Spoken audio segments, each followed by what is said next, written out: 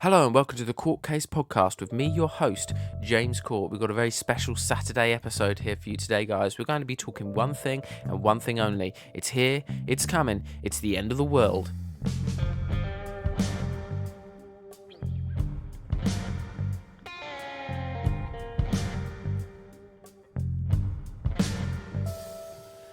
Okay, happy Saturday, everybody. I know it's a weird time to have a court case out. Normally we're out on a Friday. It's a day later, but some things have happened. Some things have happened in me and Sweet Tea's personal life. She's got to rejig her schedule a little bit. And until then, I'm just taking the reins this week. It's just me. We're doing it an extra day. We're doing a special sort of filler episode until we come back with the new content.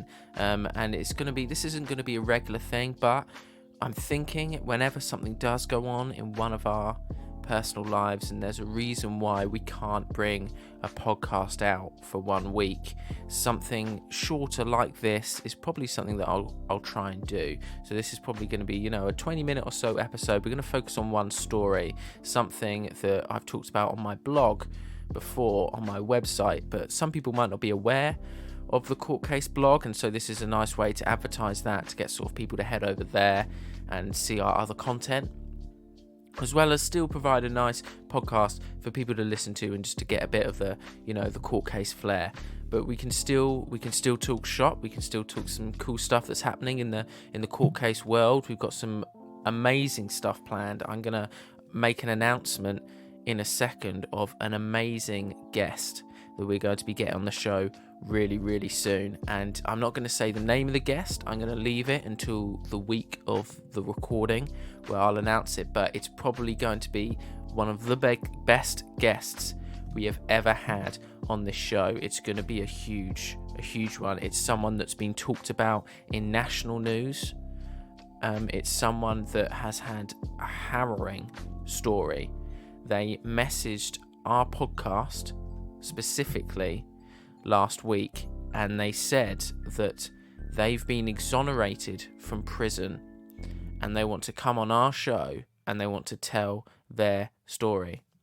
Someone that has been in prison for around 15-16 years, and they were wrongfully imprisoned and they were found innocent and they were released after about 16 years, and they want to come on this show and they want to tell their story, and we're going to do that. We've booked the recording date. They're going to do a nice virtual podcast with us like we normally do with our collabs, and I'm very excited. Their story sounds so interesting, and it's something that I think you guys are really going to want to listen to and really going to see, and I think it sounds really dope, and it sounds like the guy's got a lot of stuff, a lot of interesting stories to tell, and it's someone whose story should be shared because they've been wronged. The society, the justice system that we all commit to, the justice system that we're all told is right, has wronged this person for 16 years.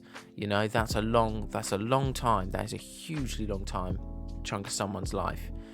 But I can't wait to show it to you guys. But let's get on with what I'm going to talk about today, which, as I teased at the start, is the end of the world. Okay, so I've made a website for this podcast. It's thecourtcasepodcast.com. You can head over there and you can see all of the episodes are there. You can see ways to contact us if you've got stories you want us to talk about on the show, where all the socials are to follow us, and about page, which talks about, who we are, who me and Sweet Tea are, who our guests are, the point of the show, everything like that. But there's also a blog on there, and every now and then when I'm not so busy, I'll write a blog post on there about a topic that interests me, and this is the latest one, and it's about the end of the world. And what's interesting is you get it for some reason fairly regularly.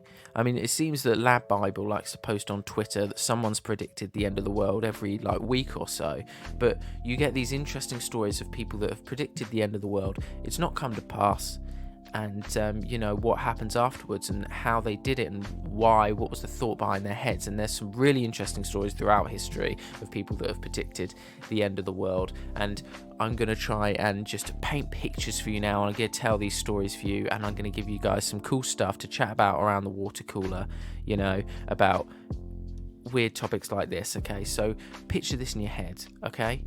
It's the rapture's coming, okay? A prophecy has been foretold, and soon the impure, think, furries, TikTok stars, flat earthers, they will perish, while the worthy will ascend into the skies and go to heaven, or whatever, the bollocks is. And we have the specific year of when this is going to happen, and it's 1806, right? Look, I know you think it's 2021. I'm still here. The world did not end. Congratulations. You have an average brain. The world did not, in fact, end. But it's what the people of Leeds in the UK began to think when a chicken started hatching eggs that said Christ is coming on them. Right? Yeah, I know. I'm extremely surprised too. You don't think that that's exactly possible. Although you do see when you go to, Tesco's and stuff, you see eggs with the little sell by date sort of printed on them in a code. But I have a feeling that's probably put on after the eggs have hatched, not inside the chicken. But this is what was happening in Leeds in 1806, and so the time of period there, it's not quite Victorian times. Parents haven't yet thought to shove their children up chimneys, but that's coming. But more importantly though, a woman called Mary Bateman is on the scene, and word has spread around Leeds that a domesticated hen belonging to the woman was laying eggs inscribed that Christ is coming on them. Now, this was before the time of background checks, so Mary's history of thieving and being a self-proclaimed witch and the deaths of at least 3 women did not come into question when people flocked to her and her chicken for magical protection from the coming end of the world. This was, of course, complete bollocks, and Mary was caught out in her act. She had used vinegar to inscribe the words on the eggs and then reinsert them into the chicken. That's an image I'm going to fester inside your guys' heads. A local doctor discovered the deception, and the end of the world did not come to pass. Lucky us, live long enough to have children and children and children who would, end up being the poor people that we are today. And so I'm going to move on to the next prediction, but I thought you guys would like to know what happened to Mary Bateman. Well, after this ruse, she went on to kill another woman through poisoning, thus led to the rest of her murders and deceptions being discovered, and she was sentenced to death. At the time, you could pay 3 pence to visit her dead body at the infirmary. Yes, I know, yeah, I also said what the fuck when I first read that. And strangest of all, strips of her skin were sold as charms to ward off evil spirits. I don't know what I've been researching either. It's kind of bloody strange. But here we go. Okay, next one. No mistakes. This chapter of our world is coming to a close, okay? Where are we going? Up the shop, sit your ass back down, because you ain't going nowhere but the morgue. It's disaster time, baby. And here's the exact specific date, okay? It's May the 10th, 1910, right? At least, this is what many people around the world believed, okay? Halley's Comet was making its regular vacation trip past Earth, which does this around every 76 years, okay? But in 1910, it was driving the world into a frenzy. This time around, it was expected to come extremely close to the Earth's surface, so many believe that would spell the end of our planet, either by collision or from poisonous gases from the comet itself. Now, the world looked to the skies and also to their wallets. Nefarious plans were made to cash in on this incoming doom. Gas masks flew off the shelves and pills were sold, marketed to cure all things comet. 39 members of a cult in South California committed suicide, and one man tried to nail himself to a cross. He managed to nail his feet and one hand, but naturally struggled with the third nail, as I think we all would. If you're going to start a job, you better know how to finish it, my father used to say, and despite neighbours coming to his rescue, he screamed in agony to be left alone. Possibly, though, the most wild reaction to this prospect of the end of days was from a cult called the Sacred Followers in Oklahoma. In a last-ditch attempt to prevent their doom, they decided it was high time they sacrificed a local virgin. Jane Warfield was the virgin in question. She was saved just in time by the local sheriff and his posse, and as with the last prediction, the destruction of Earth did not come to pass. So, it doesn't matter what time in history it is. there's always going to be crazy cuckoo people that are going to try and do stuff like sacrifice virgins and things and prepare for, in some sort of weird way, they think that that's going to help at all. But, oh well, moving on. Here we go, the next prediction. This one's right. This is the big boy, the daddy of all predictions. This is the huge one, okay? There's no way that this one isn't coming true. The end of the world is happening. We all believe it, and it's December 21st, 2012, okay? My birthday, actually, to be fair. So that was you know, it wasn't too bad a birthday that time. It was even better when the world didn't end.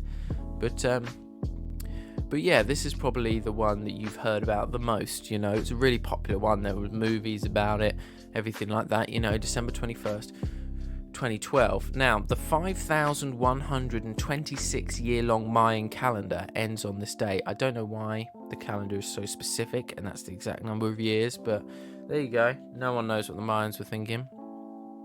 But the calendar ends on this date, which led many to believe this meant the end of the world. How they thought that anyone could predict that and know for sure, for certain, especially old civilizations, I don't know, but that's when they thought it was going to be the end of the world. As this was part of their culture, Mayan countries like Mexico and Honduras took part in festivities to mark the occasion. The rest of the world, however, went absolutely batshit crazy. Okay, in Serbia, people predicted that a mountain in their country would serve as a force shield from the upcoming catastrophe, and all nearby hotels were subsequently full to the brim with people seeking protection. Over in Moscow, supermarkets were being emptied of all survival items. In China, 1,000 members of a cult were arrested as they saw 2012 as a sign to overthrow communism and attempted to take down the government. An online site in the country was selling tickets on board a new Noah's Ark built by one man. Another fella, crazy from fear, went on a knife spree, wounding 23 children. Okay, the madness didn't end there. Fears of school shootings went up in America, causing schools to close for Christmas 2 days earlier than usual, and the sale of blast shelters was at an all-time high. Over in Argentina, a mass suicide was organised over Facebook that thankfully didn't go ahead. That's absolutely mental to me, that you can use social media like Facebook to organise a mass suicide. I thought the only people that still use that were just sort of like middle-aged mums. But, I don't know how much they've got to live for, to be fair. But as with our last two predictions, 2012 came and 2012 went. I had a pretty good birthday, like I said, but the world didn't end. Not only that, but the world is still here today. It's 2021, and though we're in the midst of a global pandemic catastrophe, I don't think the world is actually going to end. In fact, at the moment, it's looking like it's on the up and up, you know. I think we're going to get through this all right. There's been a sucky amount of deaths, but I think we're on the turning point now. So, you know, you probably saw the title of this podcast and thought, when's it coming? You know, when is the end of the world? This podcast is called The End of the World is Coming. Does James not have a date? Is he not here? He's not going to tell us? I know that's probably what you guys have come to listen to this for, but here we go. I hope you're ready. Sit down, because I have actually got a date. Strap in. You know, grab a shot of tequila to calm your nerves. Book those last Post Malone tickets. Okay, the end is coming. The human race, our time on Earth will be snuffed out, okay? And it's gonna happen this year, in 2021. I was wrong when I said, you know, there's a pandemic, the world's not gonna end. It is gonna end this year, okay, 2021. Because there's a pastor named Dr. F. Kenton Bashaw, and he believes that the world is gonna end sometime this year, okay? And after that, a few years later in 2028, once the dust has settled, the second coming of Christ is going to happen. So 2028, so mark your calendars, okay? This year, you're going to die. In 2028, Christ is going to come. Now, this man has already linked the coronavirus as the start of this doomsday event, and also a recent earthquake in Croatia. So, you know, you're putting these dots together, right? It's all making sense. Okay, there's been an earthquake in Croatia, there's a coronavirus going on, the world's clearly ending, it's going to happen, and Christ is going to come a few years later. I don't know why he waits so long, but that's it, guys. That's what I want to leave you with today. Just get your affairs in order, okay? Think about it. Listen to as much court case as possible, because we need to get the views in, or the listens in, before the world ends, obviously. You need to try and finally make some ad money. But hug your loved ones, because again, the world is ending. Is it going to get to the end of 2021 and we're going to find out this guy is lying? Probably. But do you want to be on the wrong side of history if that turns out not to be true? You know, I know what I'm thinking.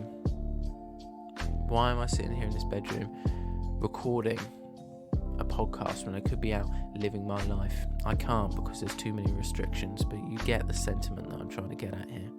But I hope you guys have enjoyed this special court case episode. I know that it's a lot shorter than usual, but we still want to give you guys a nice little slice of content. And now we're going to be back next week with a great podcast. Me and Sweet Tea back at it, talking some relationship advice, chatting some weird news. We've got some amazing collaborations coming up soon, especially with our man that reached out to us that's wrongfully served prison. We've got some musicians that are coming on the show soon that are going to be talking about all of their music and things like that. We've got such incredible stuff. We've booked some new marketing and we've got a photo shoot planned, so that's going to be amazing. Booking that today, so much cool stuff to look forward to. Please follow us on all of our socials. The Instagram is at Court Case Podcast. The Twitter is at Court Case Cast. If you want to stay updated, please check out all of those. Please visit the website courtcasepodcast.com, and we hope to see you guys again. Well, we hope that you guys listen to us again next week. Please enjoy yourselves, have a great weekend, and we'll see you later.